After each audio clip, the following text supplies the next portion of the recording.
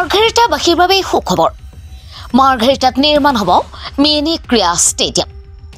মাৰ্ঘেৰিটাবাসীৰ বাবে সুখবৰ কাৰণ মাৰ্ঘেৰিটাত নিৰ্মাণ হ'বলৈ গৈ আছে মিনি ক্ৰীড়া ষ্টেডিয়াম খুব কম সময়ৰ ভিতৰতে আৰম্ভ হ'ব এই মিনি ক্ৰীড়া ষ্টেডিয়ামৰ কাম মাৰ্ঘেৰিটা মহকুমাৰ বিভিন্ন অঞ্চলৰ খেলুৱৈসকলৰ সুবিধাৰ্থে স্থানীয় বিধায়ক ভাস্কৰ শৰ্মাৰ আশাসুধীয়া প্ৰচেষ্টাৰ ফলস্বৰূপে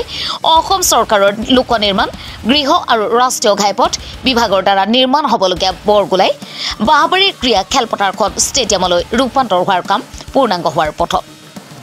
আজি মাৰ্ঘেৰিটা সমষ্টিৰ বিধায়ক ভাস্কৰ শৰ্মাই ষ্টেডিয়ামখনে আধাৰশিলা স্থাপন কৰি সাংবাদিকৰ আগত খুব কম সময়ৰ ভিতৰতে বৰগুলাই বাহবাৰীৰ ক্ৰীড়া খেলপথাৰখন ষ্টেডিয়ামলৈ পৰিৱৰ্তন হ'ব বুলি প্ৰতিশ্ৰুতি প্ৰদান কৰে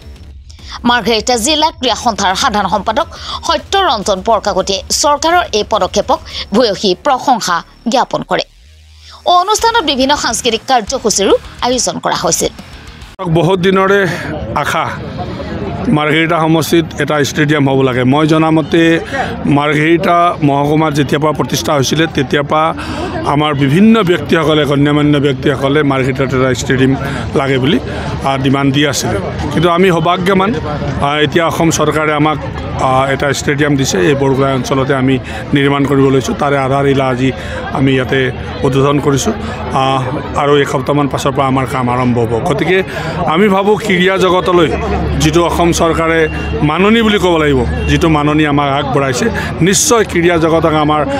ল'ৰা ছোৱালী উঠি অহা ল'ৰা ছোৱালী কণ যুৱকসকলৰ এই ক্ৰীড়া প্ৰাংগণে আমাক নিশ্চয় গৌৰৱ কৰি আনিবলৈ সক্ষম হ'ব গতিকে আমি 12.5 কোটি টকা ইতিমধ্যে আমাক দিছে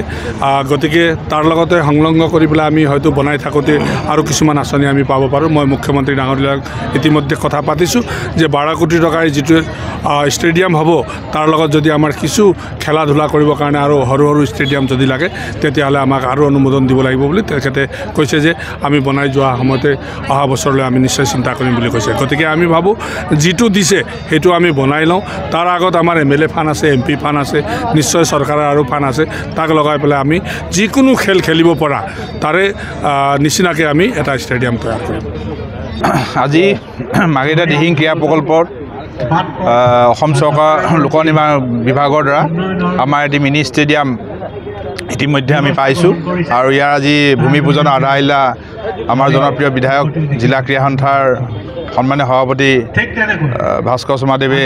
আজি আধাৰশিলা স্থাপন কৰিছে আমি অতি সুখী আৰু লগতে আপোনালোকক জনাওঁ যে আমাৰ এইখন ক্ৰীড়া প্ৰকল্পতে আমাৰ অসম ক্ৰিকেট সন্থাই এখন ক্ৰিকেট ফিল্ডৰ ব্যৱস্থা কৰিছে আজি ইতিমধ্যে অসম ক্ৰিকেট সন্থাৰ চিফ ক্ৰিকেটৰ বা বিষয়ববীয়াসকল আহি ইয়াত পৰিদৰ্শন কৰি যায়হি আমি পৰ্যায়ক্ৰমে আমি এই প্ৰকল্পটো কি ধৰণে আমি ব্যৱহাৰ কৰিব পাৰোঁ আমি কেনেকৈ ইয়াক আমাৰ উঠি অহা প্ৰজন্মৰ বাবে খেলুৱৈসকলৰ বাবে আমি উৎসৰ্গিত কৰিব পাৰোঁ তেখেতৰ ভৱিষ্যতৰ বাবে আমি কাম কৰিব তাৰ বাবে আমি চিন্তা চৰ্চা কৰিছোঁ আৰু লগে লগে আমি মাৰ্ঘেৰিটাত এটা মিনি আপোনাৰ ইনডোৰ ষ্টেডিয়াম ইতিমধ্যে আমি যোগাযোগ কৰিছোঁ কৰ্তৃপক্ষৰ লগত আৰু অতি সোনকালে এই ইনডোৰ ষ্টেডিয়ামৰ কামো সমাপন হ'ব বুলি আমি আশা ৰাখিছোঁ আৰু এই ক্ষেত্ৰত আমি আপোনালোক সকলোৰে সহায় সহযোগিতা কামনা কৰিছোঁ এই মিনি ষ্টেডিয়ামৰ ব্যয় হ'ব 12 কোটি 83 লাখ টকা মুঠ 12 কোটি 43 লাখ টকা ইয়াত আপোনাৰ এখন ফুটবল ফিল্ড তাৰপৰা আপোনাৰ দৌৰাৰ কাৰণে ট্ৰেক আৰু এটা 700-800 মান মানুহ বহিব পৰা এটা পেভিলিয়ন এইখিনি ব্যৱস্থা থাকিব